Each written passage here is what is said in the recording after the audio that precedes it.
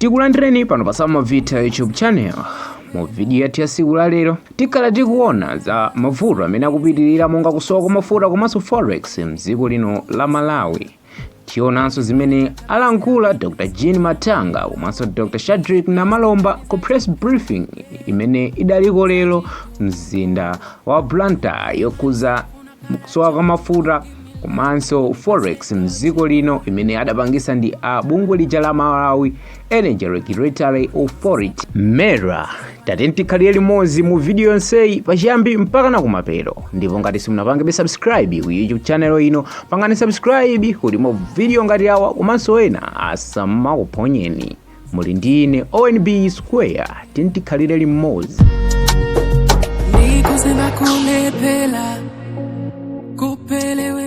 Pa 1 April 2026 ndi tsiku limene mafuta adakwera mitengo, ndipo ngakhale zinali chotere tinkaganizira kuti mwina vuto la kusowa mafuta silikhalapo ngakhale mafuta awo akwera chotere. Koma kwa kanthawi ndithu anthu mdziko lino akhala kuvutika mizere italiitali chifukwa chakusowa kwa mafuta kumeneko. Tidayika video inapo mpano imene mafotokoza kuti mafuta awa asowa chotere chifukwa chakuti pakuli kusowa kwa forex imene amakagulira mafuta awa maiko akunja, kapena kuti kugulitsa ntchito ndalama zina osati makwacha monga $, kukagula mafuta maiko akunja. So bungwe la Malawi Energy Regulatory Authority lidafotokoza kuti mafuta awa akusowa mdziko li chifukwa cha kusowa kwa forex imene ingawathandize kugula mafuta mdziko lino. Pofika pano vuto la kusowa kwa mafuta ndi lalikulu kwambiri mdziko lino, ndipo anthu akuvutikabe mizera italiitali mdziko lino. Mwachitsanzo tidakafika mu mzinda uja wa Mzuzu, tidakapeza filling station imene ili pa Luwinga ya Puma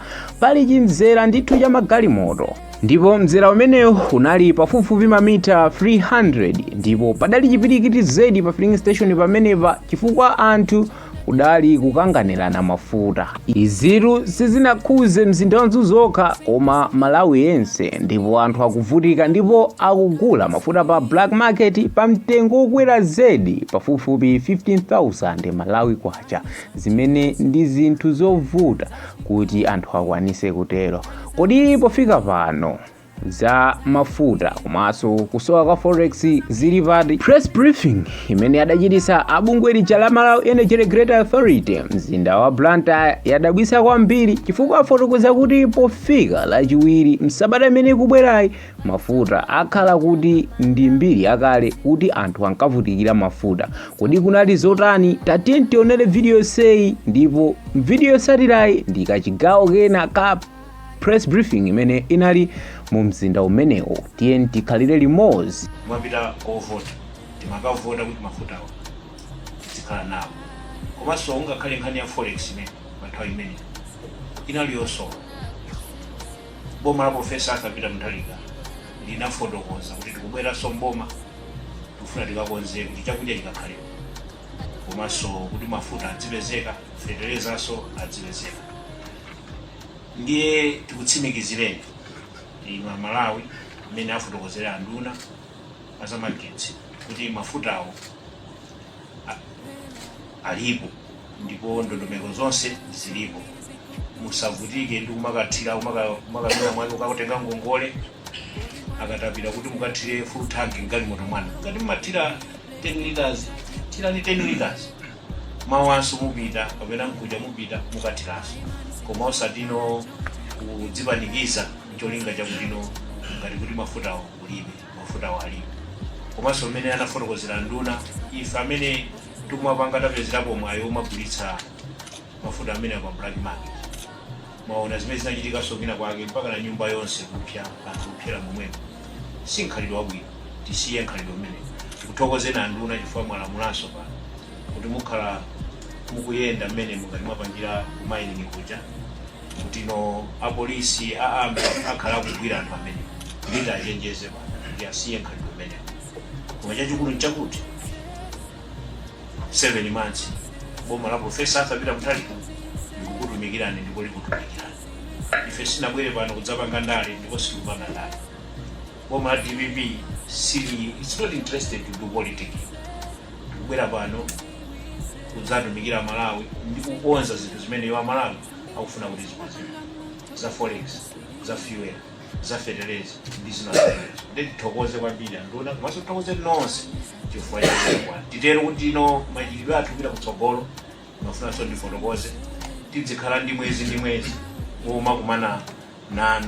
Mafuta ngati amene wawa ndamala apangitsa kuti mafuta azikhala osalongosoka. Komano ndimafuna ndalimbikitse mtundu wa Malawi kuti boma lanu la DPP likalikili kuonetsetsa kuti zinthu zilongosoke. Kuti zilongosoka bwanji. Choyambirira ndi chakuti ndalama imayifunayo yakunjayo imeneyo yotayisetsa kuti tiyipeze. Ndiye mafuta amene akutibweretsa mafuta makampani athu anokuma komanso PIL amene wathandizidwa ndi ndalama yakunja ija kudzera ku mabanki kwathu kuti alipire ma suppliers amafuta amene akubweretsa mafuta aja ndi mafuta aja ndifuna tsiluze mtundu wa Malawi kunena kuti kuyambira lachitatu lapitali magalimoto akhala kubwera pakali panopa ndifuna kutsiluze kuti almost magalimoto 243 limene lolo lachitatu lapitali komano magalimoto amakhala kubwera tsiku ndi tsiku takhala tikuonjezera. Ndofuna kuti ndikutsimikizeni kuti kamafika wiki ya mawayi nuna chamba lachiwiriri tiona kuti kunjangu kwatani kwasintha. Sindikhaso ndi mafuta amene achitika muna wiki yapitayi zikhala zinthu zatani zasintha.